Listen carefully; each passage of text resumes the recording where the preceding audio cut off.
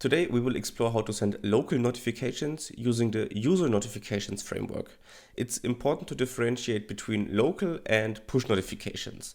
Local notifications are the ones that our app schedules itself and that are then surfaced on the device at a given timestamp.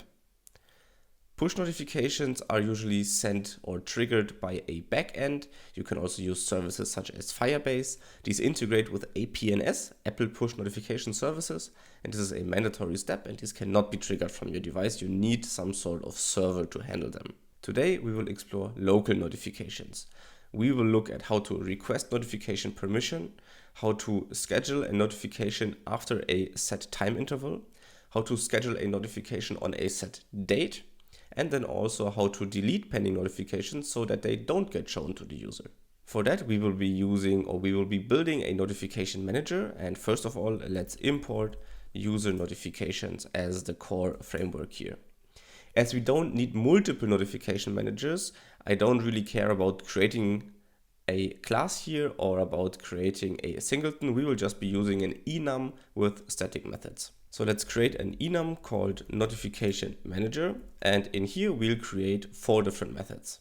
Let's get started with requesting notification permissions, and before we write code for that, we need to go into our project settings and our info.plist file and add a new entry here, and this is called privacy user notifications usage description, and you need to add a value here, for example, get reminded to work out. Once we have this, we can now jump back into our notification manager and start implementing our request notification permissions function. So let's create a static func request notification permissions. This doesn't take in any arguments. This is an asynchronous function, and it can also throw errors in case any issue comes up or if the user, for example, denies the permission request. In user notifications, everything revolves around a UN user notification center, and we can just grab the current instance with this. I'll store it in a center constant just to make it a bit quicker to access. Before requesting the permissions, let's make sure that the permissions weren't already granted. So for that, we can grab the settings from our notification center. So this is asynchronous, so let's await center.notification settings.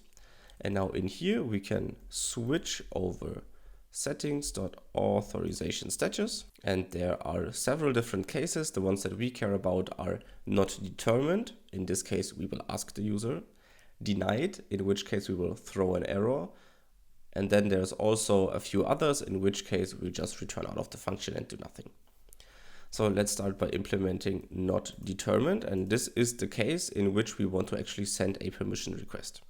So we will say let granted equals try await center.request authorization, and you can pass options here. For example, we can ask for an alert, a sound, and a badge. This returns a boolean whether the authorization request was allowed or denied, and if it was denied, we might want to throw an error. So let's create a quick enum called notification error, which conforms to error, and let's create a case of permissions or permission denied, and then in here we can say if not granted, then we want to throw a notification error dot permission denied. The next case we care about is if it was already denied before, then we cannot ask for permissions. You could show in your UI that your user has to go into the devices settings, select your app, and ask for or enable permissions there. We will just throw the same error of permission denied in this function here. And then we also have some of the other cases like authorized, provisional, and ephemeral. All 3 of these we will just treat as the user allowed us to schedule a notification right now. As you can see by this warning, UN authorization status may have additional unknown values possibly added in future versions.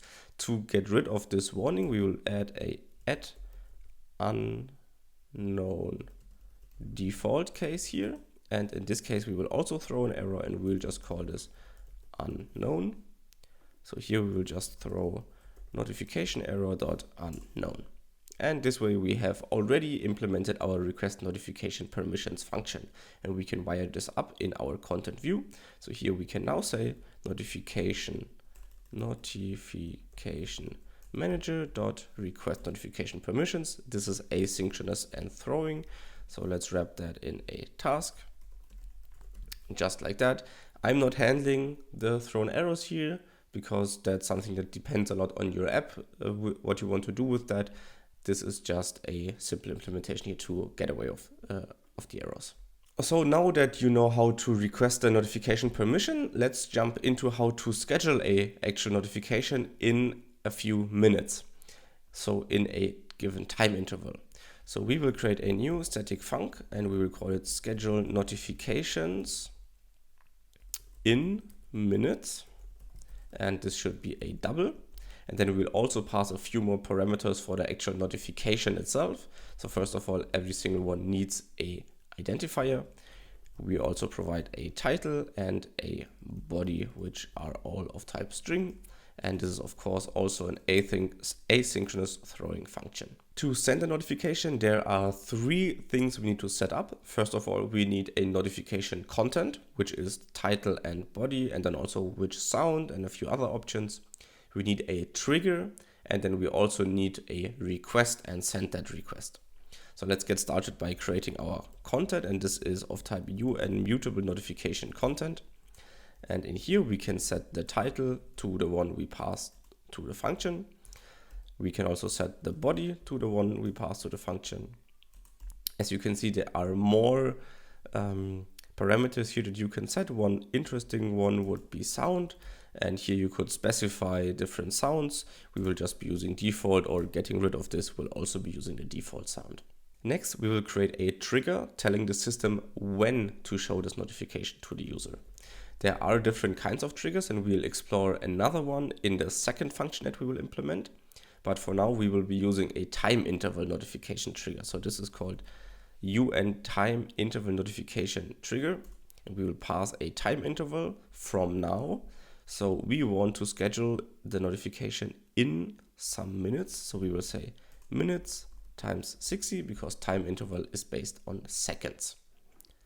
For repeats, we will set this to false, but of course you could set this to true, and then every X minutes this notification will trigger. Next, let's create the notification request. So this is of type UN notification request, and we'll pass in the identifier from our function arguments here. We'll pass in the content that we just created. And lastly, we'll also pass in this trigger that we created. One more thing we need to do is to actually add this request to the notification center. So let's say try await UN user notification center.current, which we already used before. And then we will add our request in here. And this way it gets scheduled. So in content view, we could now create another task here. Once again, say try await notification manager dot schedule notifications in, or this should really be notification singular because we're just sending one. Let's say in 2 minutes with an ID dummy 2min with a title of hello world and a body of subscribe. And this way we can already send a notification. Next, let's explore how to schedule a notification at a given date, and this is very similar. So we'll get started by just copying this function and renaming it and changing a few parameters here. So instead of scheduling a notification in minutes, we will schedule it at an hour and a minute. So let's say hour is an int and minute is also an int, and the rest, so ID, title and body, will stay the same. Content stays the same. We'll get rid of the trigger because we need to implement this a bit of a different way. We'll be using a UN calendar notification trigger, and for that we will need to create date components. Date components are very similar to dates, but they're the specific components of a date, so the year, the month, and so on. We can create these very easily from just an hour and a minute here. So we'll say let components equal date components, and we will use an initializer where we could pass in lots of stuff, but we will just pass in our hour and our minute. Next, let's create the trigger. So as I already mentioned, this is called UN calendar notification trigger. We will say date matching our components, and we can say repeats true. So this would be a notification that we can schedule once at 4:13 p.m. and it will trigger every single day at 4:13 p.m. until you remove it from the notification requests. And speaking of removing, let's have a look at how that works. So let's create a last function called remove notification with ID. And then this would just be a string, and this is also an async function. This is a very small one, just one line of code. So we'll once again grab our current notification center, and then there are a couple different ways to remove notifications. You can say remove all delivered or all pending notification requests, but we will say remove all pending notification requests with identifiers. This can be an array here, but we just have one that we want to remove, so we'll create an array of just one entry. And then lastly, in our button function here, we could say await notification manager dot remove notification with ID dummy to min, and this way we would now have a button to request permissions. We can then send a notification in 2 minutes, and we can also cancel that notification to not show it to the user. Please comment down below if you want me to explain how to create push notifications in the next video.